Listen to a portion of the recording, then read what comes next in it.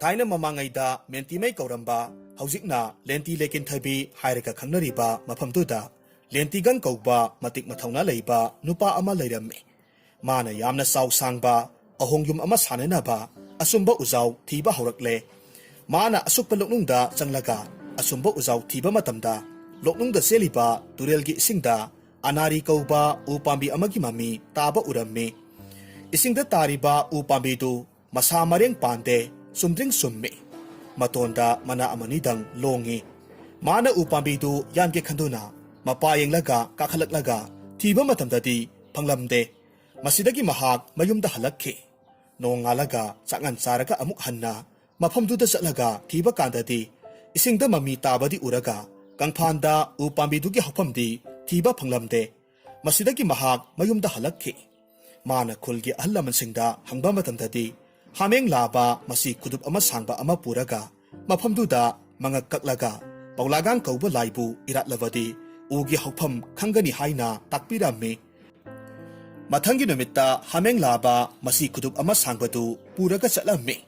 Mapamdu Yoraga, Tangna Leibakta, Numit Taki Masak Mana, Koina Yekle,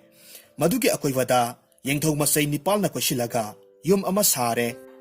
Yumdugi Mayay Akutpada, Lana Larey Kolaga, Yungle, Larey Manungda, Yungaw Haire, Sing Mapak Mapak Kairaga, Mangda Tamle, Hameng Mga Kakpagi Ina, Sari ba Yumgi Akoivadu, Tungna Tahalle, Sing Mapaktasu, I Tahalle, Mamay Tangda, Larey Manungda, I Kara Tahalaga, Hameng Makoktu, Yumduki Manakta, Killaga Tamle, Hameng Makok Akakpadu, Maray Sikpra, Mamit Pangbra, Yengba Matamdadi, Maray Sikte, Mamit Pangde, Pazana Mamit Ushilaga, Laibadu Ubaduda, Lentigang Matway Nungaire, Mana Irat Toniba Loraga, Yengba Matamdadi, Isingda Mami Taba, Pajaraba, Asumba Upambidu, Manakta, Hauraga Leiramle. Upambidu Yalaga, Hoi Lauraga, Mayum Tana, Singlaga Purakle, Uduna Kangbu Oraga, Pajaraba, Ahongyum Amasare. Hariba Ahongyum Aduda, Laivadagidi, Lentigang, Nong Manong Maginungaiba, Hengalakle, Awat Apalerektre, Pauna, Pogay Talle, Sengna Sengay Talle, Okonsuna, Ok Talle, Yengonsu, Yena Talle.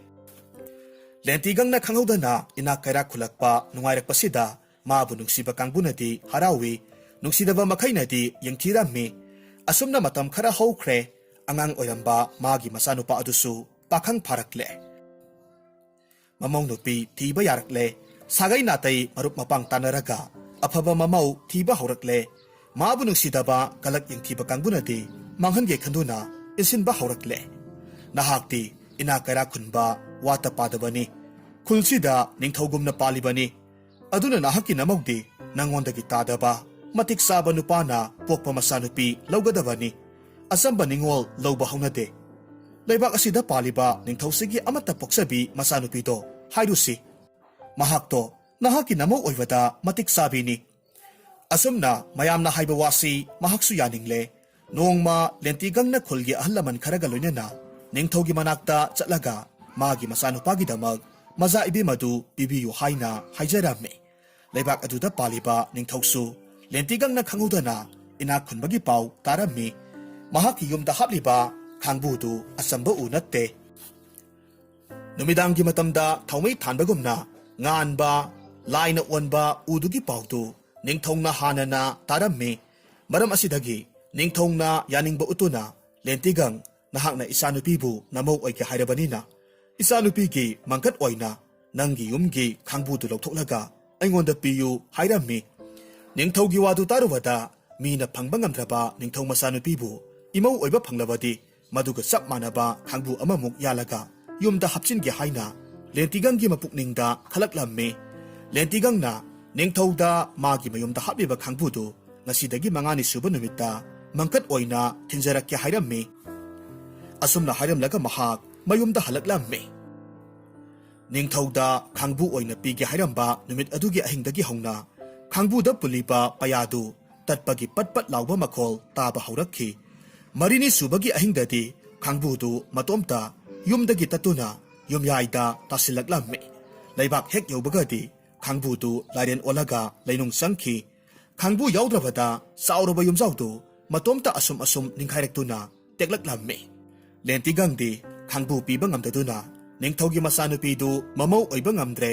ahong yumsu leiba phangdre lenti gangdu isam samba yum ama saraga leirammi mahang nongmagi lairaba henjilaklammi chaning thakningai lesilaktre lenti ganggi awaba matau ubasida lainungda sangkhiba khangbuna onba lairenduna mabu nungsiraduna amuk sembirage khaladuna magi phoksu sangda usi makulgumba ahoba amakhak phawgalaklammi numit khudingi ahingda lairenduna makok thangalakduna hairaga phoksu sangda tariba chengkup waikup khulaga sabadagi laikhulgi akoibadu wai teibagumna sit nali asumna lairena marakta khudam sangdam kaya piraba phawbada lentigangna wakhal seranaduna kanagumba mathoi panba samasa amana laikhuldagi thoraktuna mafamduda chengkup waikup saba oirini khanduna phagadabagi lang thaklammi mathangi numitta lairen makoktu langda thuraga asibagumna lairamle langdu lokhthoklaga asiba lairen gi makoktu pairaga laikhundagi singkhatpadadi loiba khamba naidre matomta singkhatpa ngamdawadagi khulgi miyam kauraga singkhatlaba phawgodasu loiba naikhidre asiba lairen gi masana phoksu sangda thamba chalakraduna magi ingkholdu pik thalammi mamai thangda saungna lentigangna uda sadan oiraga asiba lairendu thangna kakthlatlammi thangna lairen gi masadu hek kakpa matamdadi mamai aduna akakpa masadu lainungda singsinkhibagi makholna nong khakpagumna hauna khuldu thak niklammi sanglaba lairen gi masadu makak kaklaga thonglammi khuldugi miyam naha ahal angang nupi amata phawba sithadana kauthoklaga saminnarammi masida khuldugi mataida leibi ahal khara oirabi lukhrabi hanubi amatangdi masa nabadagi lakpa ngamdabadagi lairen sa athongbadu sakhide magi saruk lairen makak ama payana lenglaga tongana thamlammi miyamna harau mathoi kaduna isai saktuna sanai yunaiduna lairen sa chaba loiraba matungda mayumda hanakhi anaba lukhrabi dugi yumlonaba amana payana lengliba lairen sa makaktu thinba lakpada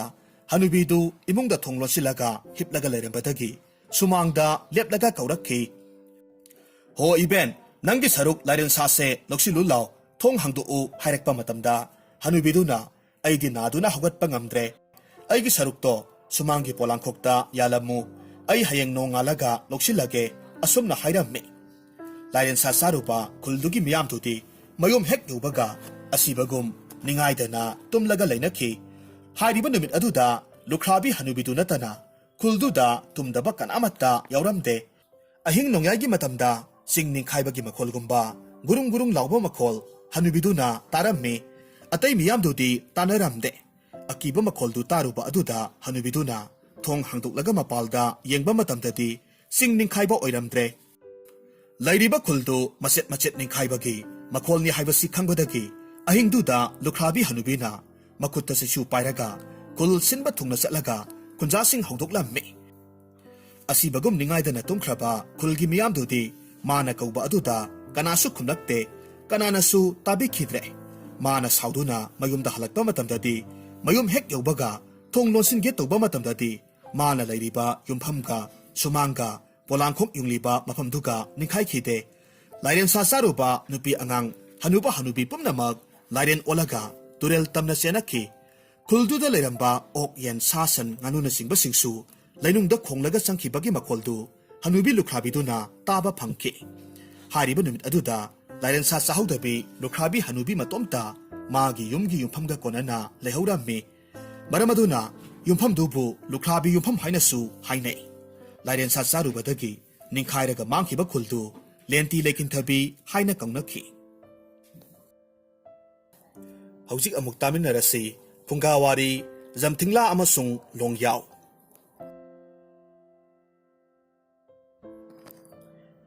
Thaina mamangaida luret sagaida ina kaira khunba khulakpa amagi masak matau changkhona phajarabi masanupi ama leiramme pokpadagi masanupi tu athum ahau ngakta pija pitaktuna yo I haiba khangnana ba zamthingla kawi mamanabi singadi mabu athingnau hairagasu kaunaramme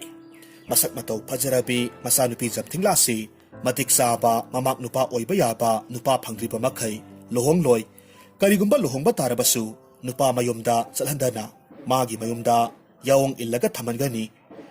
Asigumba kulakpagi aningba pukningi wasi kul sinba thungna pau senthoklammi pau si tarwada mabu pamba pakhang amatana mabu lauge khankhide matik saba mama mapa amatana mamau oige khanakhide mapa khulakpana masanupisi mapal thokhande mamanabi amatasu dinahande mapabu kibadagi jamthingla yamna wana mathwai nungaitana mayumda adumak laiki masak matau phajaba jamthinglagi pausi horam ningthogi masanupa longyauna tabadagi mahakpu lauge haiduna mapukningda leplamme adubu leisabi dubu pokliba mapa khulakpadugi aningbadudi mahakna khanglamde nongma longyauna mamanaba amaga loinana makhutta tapak pairaga jamthinglagi masak yengba lakhi mayum khangduduna hanglaga asum lakpasida khulakpagi mayum yaure numittu jamthinglagi mapa khulakpadu mayumda lairamde jamthinglana mangonda phi saraga lairingaida longyauna ikhang khanghudana mayumda sanglakpadu ubaduda ingak ngaklammi jamthinglana imungda sangkhraga phamnaba phida lauthoklammi aduga phamhalammi jamthingla amasung longyaw pakhang leisabi anidu ahanba unaba maktada nungsinakhi makhoigi maming hangnare laifam khangnare asumna ngaihak wari sanaraba matung khulakpa halaktingaida longyaw makhulda hanki nongmadi longyaw matomta koiba lakpa matamda khulakpa thingaduna isanupa nahak kari khuldagino kanagi masano hangba matamda horam ningthogi masani hairabasida mathwai nungaijai mapa mapu khutkan panganba masak matau phajaraba chaw sangba pakhang longyawbu pamlabasu nungsirabasu masanupidu nupa mayumda chathankiba pamdabadagi isanupidi angang oimalli mayum palhankhiroi nahakna mabu pamlabadi namanapagi yum thadoklaga aigi yumda yaung illaga leige khalabadi nongma lao khanasi hairakhi mapa khulakpagi wadu tawada longyaw pakhum amata piramdana mayumda hankhre masak matau phajarabi jamthinglabu masanupa longyawna pami mabu lauba tarabadi nupi mayumda yaung ingadabani hairiba pausi tawada longyawgi mapa mama anidu yaninglamde amata poksaba masanupana karigi nupi mayumda yaung indawribano masana pamjarabasu mapa mapu haktaktagi sanaragliba matung inna nupagi mayumda laktuna laigadabani asigumba sanabisi kaihanba yade khanduna masanupada akanba wahaiga loinana nupi mayumda chatkanu thinglamme masa oibasingna nungsinarabasu mama mapa oibasinggi aningba manadabana yeknabagum khanakre masanupi anigi maphamdadi awaba oirakki phongna unaba yaraktre mama mapagi aningba kairabasu makhoi anigi nuksibadi nongmagi hengatnarakpana sagani thakani khangnakhidre tumba hippa sangkhidre phongna lohongba yadrabanina lona serasi haina phauba longyawna tatana taksilaklavada jamthingla wakhal thoktre chamamnare amata pokpi mahakna mama mapagi aningba thugaiduna lohongdana lona senbasu pamdabadagi mahak haifam tawpham khangdana kaplaga matam lelakhi nongju thaloi khiduna ningthamtha changlakpada chengsi hainaba matam yoksilaklavada jamthingla awaba wakhalna laiman oire nongmagi masangam silaktre sadabana mapangal sonthare mana nuksijariba longyawga kainaba tare khalubada anaba oire wakhalgi lainana anaba laipot pharabi laibak thibi jamthingladu layangpham khangdaduna numit nini humni surakpada angaw aphaigomna soiron paron lolaga adumak sikhre mahak sibagi pausi hek tawada longyawdu angawba migi matawgomna chelaklammi jamthinglabu kolaga numit chuppa kaplaga laikre thado o haibasu mayadre magi awaba mataw ubada jamthinglabu pokpa mama mapa anidodi ningamlaktre masanupibu kauraga kappa horakhi jamthingla kainabagi maisakna longyawdi sada thaktana numit nini supna kaplamlaga mayumda hanki mahakna mayum hek yobagadi kappagi mahutta sikhrabi jamthinglagi leifam thiraga unagi haina mapukningda chap yungna khankhre sirabasu sanglabasu mabu phangnaba thige khalakhi masidagi mahakna ngabong phibum ama wayuda luplaga nungsada kanghalle aduga amuk hanna luplammi asumna kangla lupla tawbasida wayu kharung ahum ngabongdu lupada loikre iroi ama halaga afaba matong makhaidu thangna sadum macha macha kaklaga nungsada kangna phodokle mahakna asi lebak chatbada lambida sanaba asa athak sem sabadu kanamata khanghande masigi matung nongma longyauna yu tingduna kanghalaba ngabongdu thupsilaga makhwangda yetsille sa akangbadusu polang masa amada hapsilaga ngakta yansille makhutta ama pairaga mayumdagi thoraklammi asi bagi leibak kadai waida lei karamba lambida chatlaga tiba phangani khangrabasu asauba amaga loinana phangdi phauba tige khanduna hanglaga lakpasida tha amadi hojinkhre sanglaba lamsangdu chatpa asida mabuk lamlakpa matamda sa akangbadu isingda tinglaga sai yu thakninglaga na wayu tingba ngabong maset ama isingda tinglaga masumdu yu oina thae chara makti hendana asumna sa thatuna tumpham sapham khangdaba makhai asum lakpasida kaina thangdadi kathi changmon kauba khul ama thengnare hariba khul aduda mamit thoina udrabi mana tathirabi masam mana ipa pharabi ahal orabi hanubi amakhak thengnarami magi mayumda changlaga longyauna hairammi ibel khulsibu kari khulno asi lebak yogadaba kayam yamna watlibage magi wadu tarubata hanubiduna isunupa nangbu mira laira ibeldi mitna phatabane nangbu sengna uba ngamdrene he yengbadadi mi male mi oirabadi matau karamna mafam sitana laklibano hanubidugi wadu tarubata longyauna mayumdagi thorakpadagina mafamsi yaurakpa phawbagi warisingdu loinamak tamlammi magi wadu taraga hanubiduna isunupa asuk koiraba matamse nangdi kari saduna hinglaklibano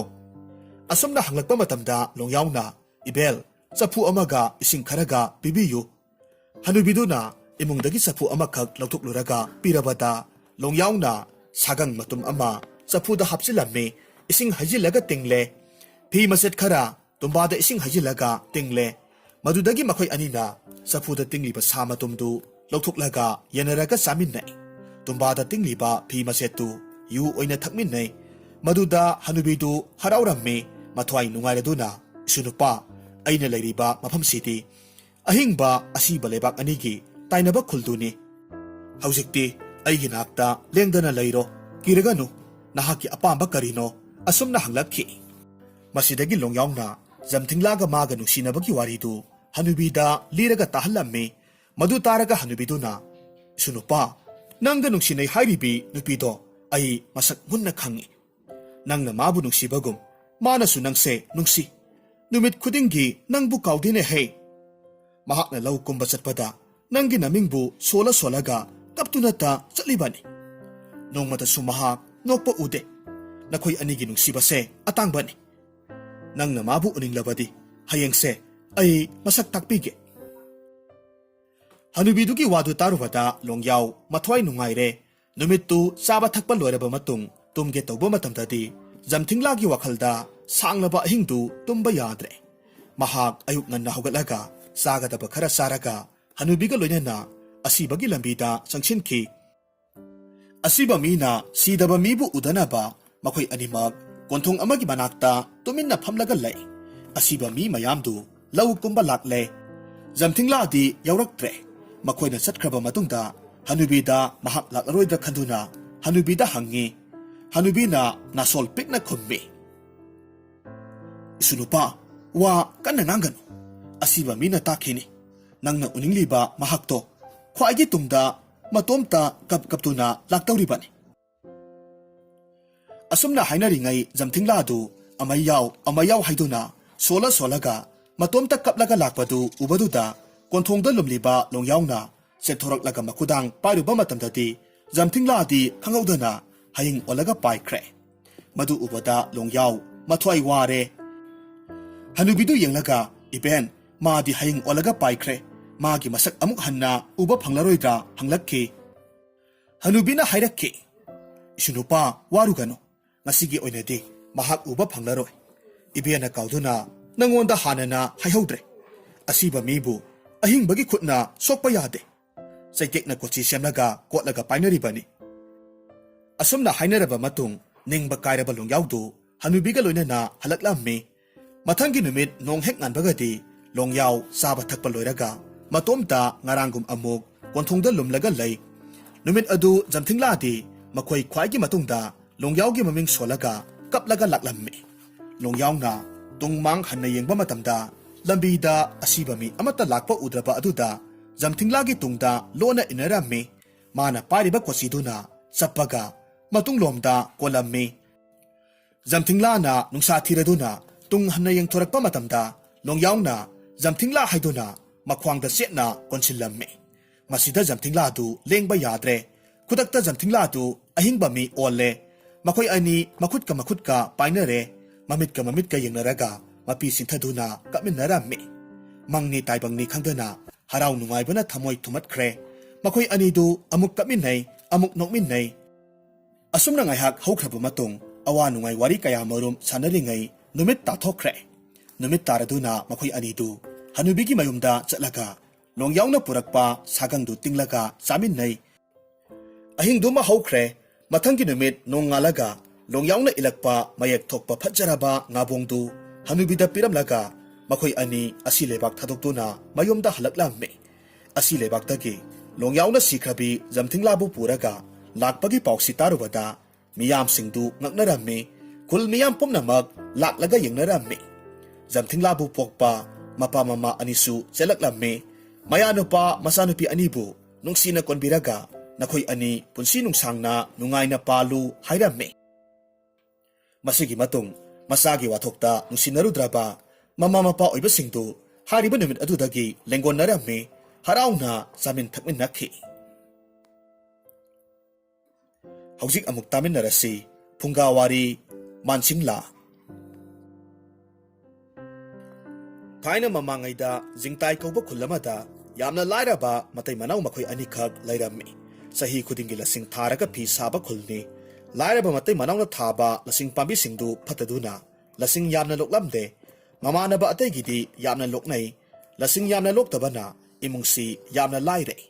ꯅꯣꯡꯃꯗ ꯆꯔꯥ ꯅꯥꯃꯇ ꯆꯥꯔꯒ ꯍꯤꯡꯉꯤ ꯅꯣꯡꯃꯗꯤ ꯂꯥꯏꯔꯕ ꯅꯨꯄꯥ ꯑꯗꯨꯅ ꯂꯧꯕꯨꯛꯇ ꯂꯁꯤꯡ ꯄꯥꯝꯕꯤ ꯌꯦꯡꯕ ꯂꯥꯛꯂꯒ ꯂꯁꯤꯡ ꯍꯧꯔꯤꯕ ꯂꯧꯐꯝꯗꯨꯒꯤ ꯃꯇꯥꯏꯗ ꯆꯥꯎꯔꯕ ꯄꯨꯈ꯭ꯔꯤ ꯑꯃꯈꯛ ꯂꯩꯔꯝꯃꯤ ꯄꯨꯈ꯭ꯔꯤꯗꯨꯒꯤ ꯃꯅꯥꯛꯇ ꯆꯪꯁꯤꯟꯗꯨꯅ ꯄꯨꯈ꯭ꯔꯤ ꯃꯅꯨꯡꯗ ꯂꯩꯕ ꯏꯁꯤꯡ ꯂꯥꯏꯗꯨ ꯀꯧꯔꯒ ꯍꯦ ꯂꯥꯏ ꯏꯕꯨꯡꯉꯣ ꯑꯩꯒꯤ ꯂꯁꯤꯡ ꯄꯥꯝꯕꯤꯁꯤꯡ ꯑꯁꯤ ꯆꯍꯤ ꯈꯨꯗꯤꯡꯒꯤ ꯐꯍꯟꯕꯤꯗꯨꯅ ꯂꯁꯤꯡ ꯌꯥꯝꯅ ꯂꯣꯛꯍꯟꯕꯤꯌꯨ ꯑꯩꯒꯤ ꯃꯤꯔꯣꯟꯕꯤ ꯅꯨꯄꯤ ꯑꯁꯤꯁꯨ ꯏꯆꯥꯅꯨꯄꯤ ꯑꯣꯏꯅ ꯄꯣꯛꯍꯟꯕꯤꯌꯨ ꯑꯗꯨ ꯑꯣꯏꯔꯕꯗꯤ ꯏꯆꯥꯅꯨꯄꯤꯁꯤ ꯅꯉꯣꯟꯗ ꯊꯥꯖꯒꯦ ꯑꯁꯨꯝꯅ ꯂꯥꯏꯗ ꯍꯥꯏꯖꯔꯒ ꯊꯥꯕ ꯂꯁꯤꯡ ꯄꯥꯝꯕꯤꯗꯨ ꯍꯧꯈꯤꯕ ꯆꯍꯤꯗꯒꯤ ꯍꯦꯟꯅ ꯂꯁꯤꯡ ꯂꯣꯛꯃꯟꯈꯤꯕꯅ ꯃꯌꯨꯝꯗ ꯍꯣꯟꯕ ꯉꯝꯗ꯭ꯔꯦ ꯑꯗꯨꯒ ꯃꯀꯨꯝ ꯃꯊꯥ ꯁꯨꯔꯕꯤ ꯃꯥꯒꯤ ꯅꯨꯄꯤꯗꯨꯁꯨ ꯃꯁꯛ ꯃꯇꯧ ꯐꯖꯈ꯭ꯔꯕꯤ ꯃꯆꯥꯅꯨꯄꯤ ꯑꯃ ꯄꯣꯛꯂꯝꯃꯤ ꯂꯥꯏꯗ ꯊꯥꯖꯒꯅꯤ ꯍꯥꯏꯔꯒ ꯋꯥꯁꯛꯂꯒ ꯄꯣꯛꯄ ꯃꯆꯥꯅꯨꯄꯤꯗꯨꯒꯤ ꯃꯃꯤꯡ ꯃꯥꯟꯁꯤꯡꯂꯥ ꯊꯣꯜꯂꯦ ꯃꯥꯟꯁꯤꯡꯂꯥ ꯅꯣꯡꯃ ꯅꯣꯡꯃꯒꯤ ꯆꯥꯎꯔꯛꯇꯨꯅ ꯃꯁꯛ ꯃꯇꯧ ꯐꯖꯕ ꯍꯦꯟꯒꯠꯂꯛꯂꯦ ꯐꯤꯁꯥ ꯂꯣꯟꯁꯥꯁꯨ ꯌꯥꯝꯅ ꯍꯩꯔꯝꯃꯤ ꯃꯥꯅ ꯁꯥꯕ ꯃꯌꯦꯛ ꯊꯣꯛꯄ ꯐꯤꯗꯨ ꯎꯕꯗ ꯃꯤꯅ ꯉꯛꯅꯩ ꯃꯌꯥꯝꯅ ꯁꯥꯕꯒ ꯃꯥꯟꯅꯗꯦ ꯑꯗꯨꯅ ꯃꯥꯕꯨ ꯃꯃꯥꯒꯤ ꯄꯨꯛꯅꯨꯡꯗ ꯂꯩꯔꯤꯉꯩꯗ ꯂꯥꯏꯅ ꯇꯝꯕꯤꯗꯨꯅ ꯍꯩꯕꯅꯤ ꯍꯥꯏꯅ ꯈꯨꯜꯒꯤ ꯃꯤꯌꯥꯝꯅ ꯍꯥꯏꯅꯔꯝꯃꯤ ꯃꯥꯟꯁꯤꯡꯂꯥ ꯂꯩꯁꯥꯕꯤ ꯃꯄꯨꯡ ꯐꯥꯔꯛꯂꯕꯗ ꯍꯥꯏꯅꯈꯤꯕꯒꯤ ꯃꯇꯨꯡ ꯏꯟꯅ ꯂꯥꯏꯗ ꯊꯥꯖꯒꯅꯤ ꯈꯜꯂꯨꯕꯗ ꯃꯄꯥ ꯃꯃꯥ ꯑꯅꯤꯗꯨꯗꯤ ꯃꯊ꯭ꯋꯥꯏ ꯋꯥꯈꯤꯕꯅ ꯆꯥꯕ ꯊꯛꯄ ꯆꯪꯂꯝꯗꯦ ꯃꯥꯟꯁꯤꯡꯂꯥꯒꯤ ꯃꯁꯛ ꯃꯇꯧ ꯐꯖꯕ ꯐꯤꯁꯥ ꯂꯣꯟꯁꯥꯗ ꯍꯩꯁꯤꯡꯕ ꯄꯥꯎꯁꯤ ꯃꯈꯨꯜ ꯂꯥꯟꯅ ꯁꯟꯗꯣꯛꯈꯤꯗꯨꯅ ꯁꯤꯡꯇꯥꯐꯨꯡ ꯌꯧꯈ꯭ꯔꯦ ꯃꯇꯝ ꯑꯁꯤꯗ ꯁꯤꯡꯇꯥꯐꯨꯡ ꯅꯤꯡꯊꯧꯒꯤ ꯃꯆꯥꯅꯨꯄꯥ ꯕꯥꯍꯩ ꯀꯧꯕ ꯄꯥꯈꯪ ꯑꯁꯤꯁꯨ ꯃꯇꯤꯛ ꯃꯊꯧꯅꯥ ꯂꯩꯕꯇ ꯅꯠꯇꯅ ꯃꯁꯛ ꯃꯇꯧ ꯆꯪꯈꯣꯟꯕꯗ ꯈꯨꯜꯗꯨꯗ ꯁꯤꯡꯊꯥꯅꯔꯤꯕꯅꯤ ꯃꯥꯟꯁꯤꯡꯂꯥꯒꯤ ꯃꯁꯛ ꯃꯇꯧ ꯐꯖꯕꯒꯤ ꯄꯥꯎꯁꯤ ꯇꯥꯕꯗ ꯕꯥꯍꯩꯅ ꯖꯤꯡꯇꯥꯏ ꯈꯨꯜꯗ ꯆꯠꯂꯒ ꯌꯦꯡꯒꯦ ꯈꯜꯂꯝꯃꯤ ꯅꯣꯡꯃ ꯑꯌꯨꯛ ꯑꯉꯟꯕꯗ ꯕꯥꯍꯩꯅ ꯀꯔꯥꯎꯐꯤꯒ ꯍꯥꯎꯐꯤꯒ ꯂꯣꯟꯅꯔꯒ ꯁꯦꯠꯂꯝꯃꯤ ꯇꯥ ꯑꯃ ꯄꯥꯏꯔꯦ ꯌꯨ ꯇꯨꯝꯕ ꯑꯃꯁꯨ ꯄꯨꯔꯒ ꯖꯤꯡꯇꯥꯏ ꯈꯨꯜꯗ ꯂꯥꯛꯂꯝꯃꯤ ꯅꯨꯃꯤꯠ ꯑꯁꯤꯗꯤ ꯖꯤꯡꯇꯥꯏ ꯈꯨꯜꯒꯤ ꯃꯤꯌꯥꯝꯗꯤ ꯃꯥꯒꯤ ꯂꯧꯐꯝꯗ ꯀꯨꯝꯈꯤꯗꯨꯅ ꯈꯨꯜꯗꯨꯗ ꯑꯉꯥꯡ ꯅꯠꯇꯅ ꯑꯍꯜ ꯑꯃ ꯐꯥꯎꯕ ꯂꯩꯅꯔꯝꯗꯦ ꯃꯥꯟꯁꯤꯡꯂꯥꯗꯤ ꯃꯌꯨꯝ ꯁꯪꯕꯤꯅꯕ ꯂꯩꯇꯕꯗꯒꯤ ꯂꯧ ꯀꯨꯝꯕ ꯆꯠꯇꯦ ꯃꯥꯡꯒꯣꯟꯗ ꯐꯤ ꯁꯥꯔꯒ ꯂꯩꯔꯝꯃꯤ ꯕꯥꯍꯩꯅ ꯍꯪꯂꯒ ꯂꯥꯛꯄꯁꯤꯗ ꯃꯥꯟꯁꯤꯡꯂꯥꯒꯤ ꯀꯣꯟꯊꯣꯡꯗ ꯃꯥꯅ ꯄꯨꯔꯛꯄ ꯇꯥꯗꯨ ꯌꯨꯡꯂꯒ ꯆꯪꯂꯛꯂꯝꯃꯤ ꯃꯁꯛ ꯃꯇꯧ ꯐꯖꯕꯤ ꯃꯥꯟꯁꯤꯡꯂꯥꯕꯨ ꯎꯕꯗꯨꯗ ꯂꯥꯏꯔꯦꯝꯕꯤ ꯑꯣꯏꯔꯤꯒꯗ꯭ꯔꯥ ꯃꯤ ꯑꯣꯏꯔꯤꯒꯗ꯭ꯔꯥ ꯃꯄꯨꯛꯅꯤꯡꯗ ꯆꯤꯡꯅꯗꯨꯅ ꯄꯥꯛ ꯍꯦꯛ ꯆꯪꯁꯤꯟꯕ ꯉꯝꯗꯅ ꯁꯨꯃꯥꯡꯗ ꯂꯦꯞꯂꯒ ꯌꯦꯡꯂꯒ ꯂꯩ ꯃꯥꯟꯁꯤꯡꯂꯥꯁꯨ ꯕꯥꯍꯩ ꯎꯕꯗ ꯃꯤꯆꯥꯟꯅꯅ ꯌꯦꯡꯉꯤ ꯏꯃꯨꯡꯗ ꯐꯠ ꯆꯪꯈꯤꯗꯨꯅ ꯐꯥꯜ ꯑꯃ ꯄꯨꯊꯣꯔꯛꯂꯝꯃꯤ ꯑꯗꯨꯒ ꯊꯥꯔꯝꯃꯤ unaba numit asimaktada pakhang laisabi anidu nungsi ihul phaunakhi ikaibadagi wadi hawduknaba ngamde asumna ngaihak leraga bahaina ikaibadagi marai lomli tawraga haige khanba wadi haidana ibema nakhoigi kulsidi yamna phajakreda aidi ngasi lakibasina ahanbani bahaigi wadu tabada mansingla du momon noktuna misina haiphet yenglaga ikai na ho ibung nahakti kanada thungi asumna khumdoraklammi pakhang laisabi anidu ikaibadagi haigadaba wadi haiba ngamnadragasu mapukningi wadi khangnarammi bahaina ibema kulonaba khul khudingda nahaki phajaba nasak phi sabada hai singbagi paukse tadaba leitre aduna nahakpu yenge haidana nahak wari sage haidana laklibani hayu mansingla nahak sanaba marup leirabadi ai hojikmak hankrage asumna hairakle bahaigi wadu tabada mansingla na momon noklammi mangonda kakhatlaga phanda phambiro hairamlaga imungda sangki bahai mangonda thariba phandu phamlammi mamitti mansingla da yengba tokhide mansingla na luktharaga aibu thajadaba tawbinu nupi oibana mapal thoktrabasu nahaki natik nathongna ai loinamak tajai matamamada nahak soidanamak koithorakani khanduna ngaijaribani asumna hairakpa mansinglagi wadu tarubada bahai mathwai nungareduna sangsillaga mansinglagi makhut pairaka singlammi makhoi ani phalda phaminai mansingla nangi wa tabada aigi thamoise pungpen pele adubu nahaki ima pabungi ayaba yaudabadi karam tawni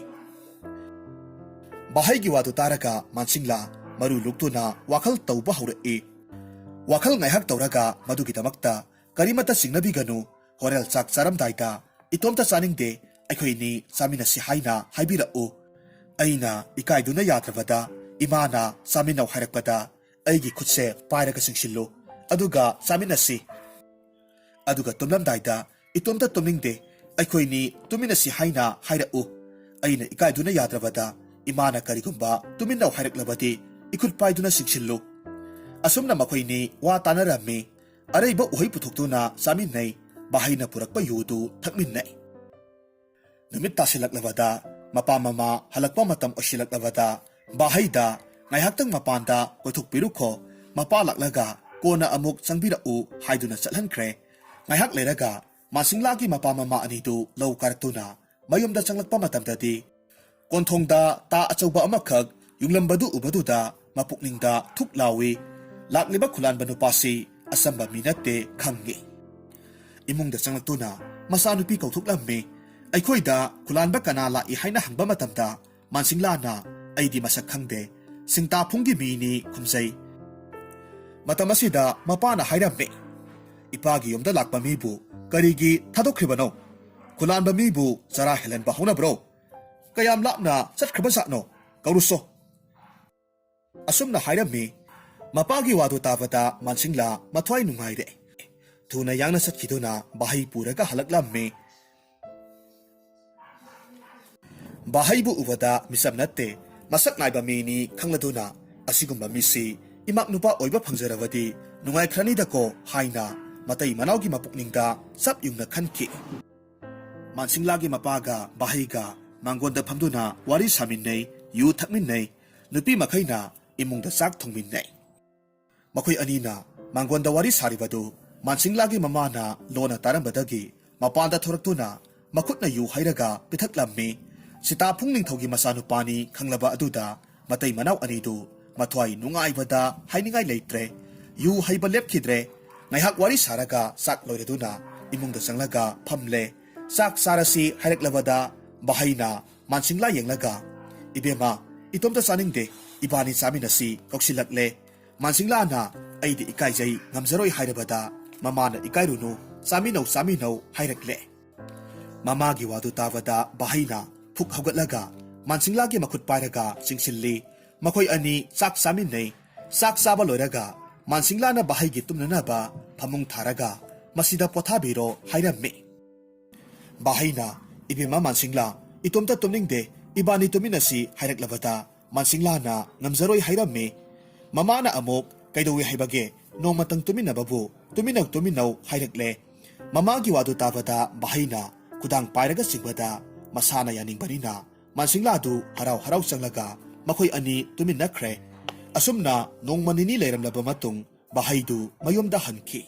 tha ani gi matungda nongma bahai laklaga maku manemda magi nupi Mansingla bu mayomda pujarage hairami magi wadu taraga maku bokna isana haiba summi nupi na mawagi mayomda leigadabani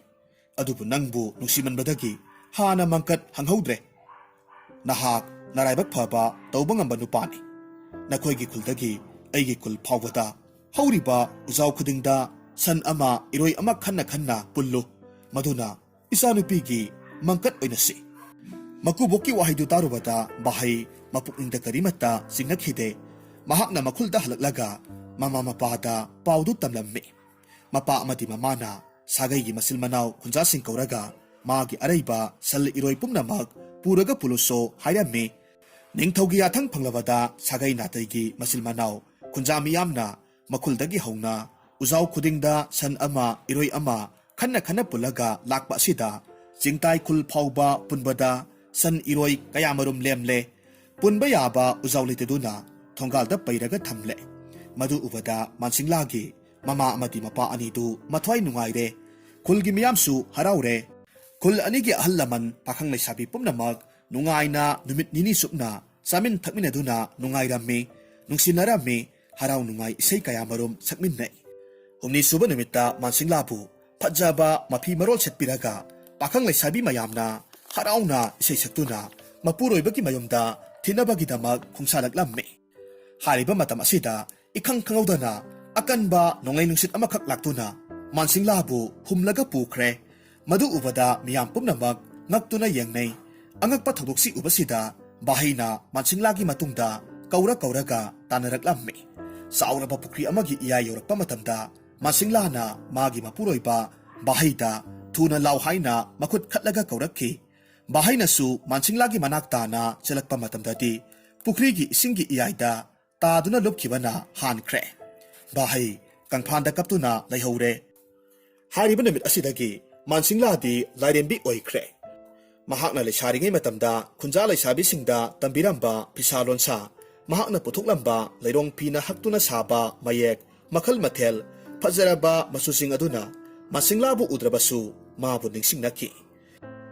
makhal mathel suraba masu kayana leitinglaba mayek thokpa mana saramba phidu ngasi phauba khulduda mangdana adumak leiri haina haine